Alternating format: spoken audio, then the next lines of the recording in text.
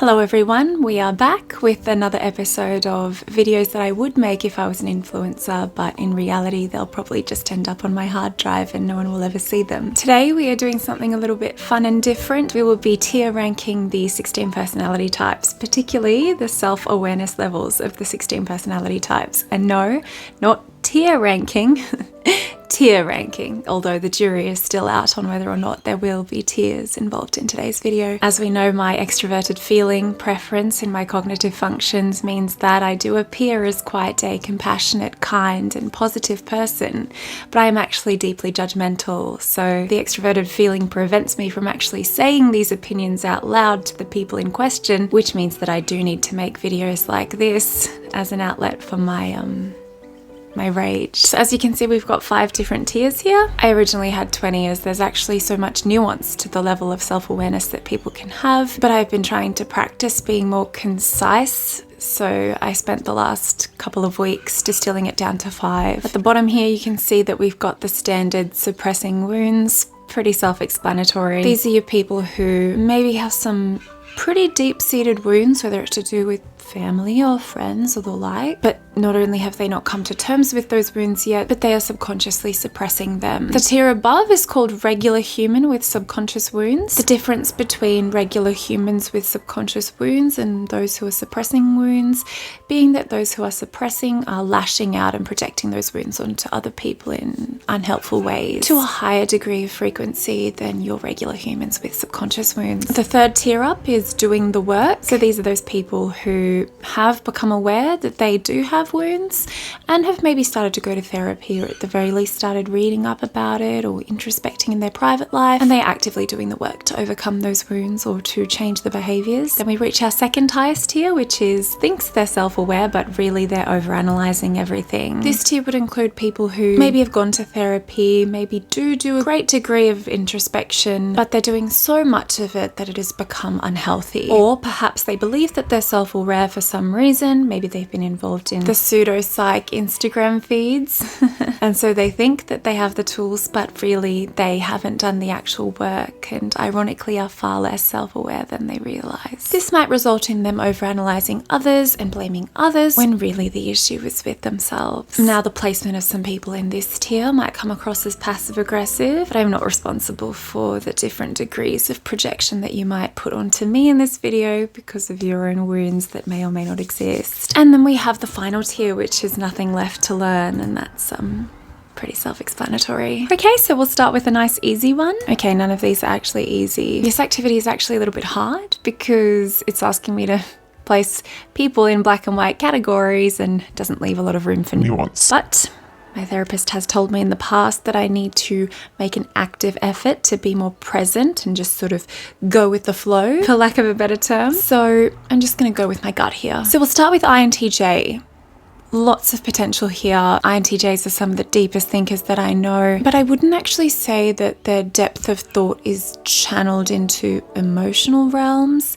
It's more sort of channeled into hating humanity. So I'm going to put them into the regular human with subconscious wounds category, but I do think it's going to be quite a while before they recognize that they actually need to go to therapy. Next on the list is ISFJ. Now, I have noticed that ISFJs are fellow people pleasers who seem to carry the weight of other people's problems on their shoulders. Of course, not as much as I do, because as an N, I'm more capable of seeing into people's actual emotional problems. But because they're so sensitive to criticism and don't really practice a lot of boundaries, I feel like they're constantly trying to improve themselves so that they can be better for other people. And by that I mean that they're busy spending their time trying to be what other people need them to be. So I'm going to put them in the doing the work category, but they do have a lot of work to do. Next is ESTP.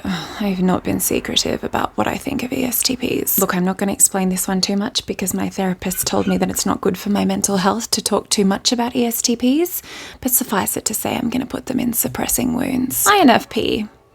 Brief story time. My sister is an INFP, and when I tell you that she overanalyzes, it's an understatement. I do really love her, but sometimes I just want to tell her that she needs to come back down to reality. However, we all know how incapable I am of being straightforward with people, hence why I'm doing the passive-aggressive tier list no one is ever going to see. Now, I have written her a long letter about the flaws that I think that she has and how I think she can heal from them, but to be honest, it was mostly for personal catharsis, so I probably will never give it to her. This means that I'm gonna have to put her in the thinks they're self-aware, but really they're overanalyzing category. And I'm sorry about it. I really am. But what can you do? INTPs aren't particularly emotionally aware, but I do genuinely get the sense that they are searching for answers to something. So I gotta give them props for that. I'm going to put them in the doing the work category because I do feel like to them, life is a puzzle that they are trying to solve. And yeah, they might take longer to solve it than we emotionally mature folk, but they're trying and that's what counts. Speaking of emotionally mature folk,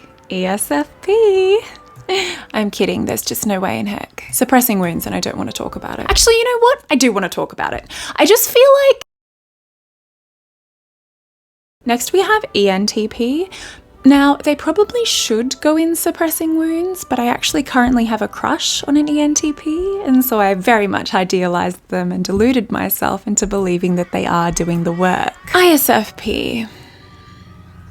Okay, I feel like I should have put a category for enigma. ISFPs are so easy to be around and they don't ever cause conflict, which obviously I froth, but they quite frankly, and I hate to say it, but they refuse to talk about their feelings to people. Every time I ask an ISFP how they're doing, like really doing, they just give me a one-word answer. And anyone who doesn't want to talk to someone as inherently trustworthy as I am has gotta be suppressing wounds. ISTJ, oh, I'm so glad we're talking about them now because I feel like I've been really negative so far. Huge potential. One of my good friends is actually an ISTJ and we have a lot of fun together, but you know, people have different interests and they clearly have no interest in self-awareness. And that's fine.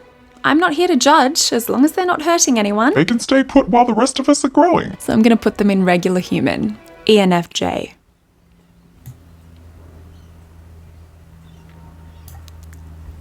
I'm not going to talk more about it. You can watch my video called ENFJs Look in the Mirror if you want to know more. Now, I'm going to put ESTJs in doing the work because they're always doing work. ISTP. Now, I don't even think I'm exaggerating here, but I think that literally every time I've tried to talk to an ISTP, they've legitimately run away from me. And that's not all they're running away from. Suppressing wounds. ENTJ. I don't want to keep putting people in suppressing wounds. Look, I don't like that I've already got 4 personality types in suppressing wounds, but some people genuinely are suppressing wounds and come on, we all know that ENTJs belong in there. ESFJ. Oh wow, we're almost finished.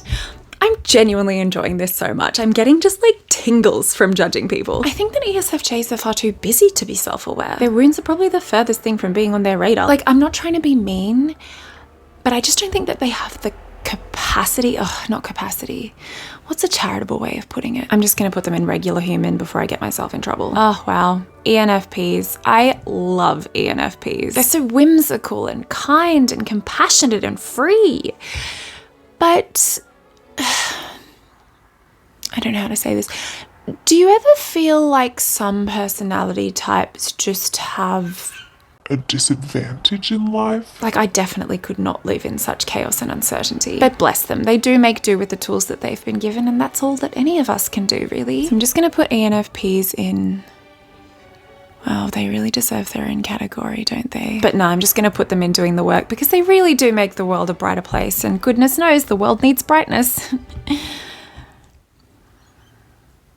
The world needs brightness. And lastly, that leaves INFJs. Let's see.